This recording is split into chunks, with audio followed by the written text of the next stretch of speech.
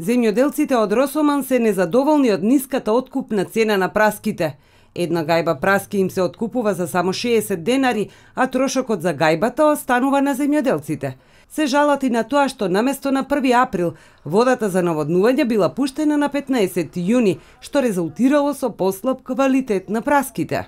Нешто нема квалитет праската, па и ова министерството или водостопанство водата не ја пушти на 15 јуни. Тоа е жива срамота. Порано ја пуштаа 1 април, сега 15 јуни, тоа е више месец и пол каснење. И за тоа немаше ни квалитет, и сега праските еве што се дешава. Али тоа се одразе, после 5-10 години се одразе тоа. 30 денара ми се фаќа праската без гајба. Ајде, еве, нека кажи, еве, министрот беше тука, нека кажи дека со овие цени можеме да обстанеме ние. Не можеме да обстанеме. Ваа цена нема горивото да го извадиме, а не да ги платиме трошковите. Нека барат, нека прават начин владата, ете сега ги избраме, нека барат начин таму. Нека направат цена, нека доведат купци. Тие побараа од владата да обезбеди пласман за производството.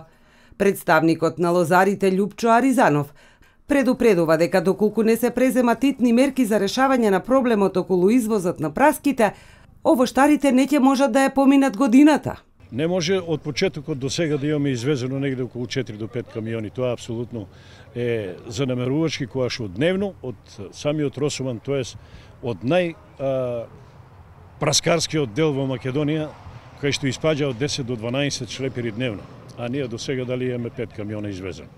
Мислам дека состојбата е ептена алармантна, мерките треба да се превземат, а што понатаму владата нека ги согледа сите проблеми и да одлучува по тоа и да бара трајно решение кое што ќе се најде во пресрет на самите земјоделци, за да можат да испаднат и они на крај да може да преживеат во годината.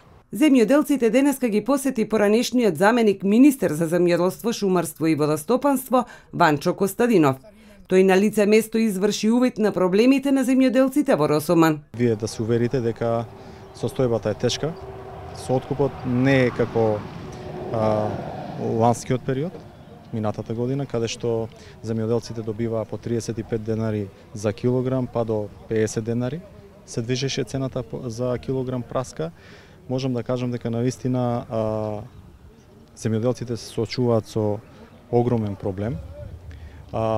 Имајќи предвид фактот дека и во месец април се соочија со раниот пролетен мраз, каде што ја зафати територија на цела Република Македонија, со исклучок на 2 општини.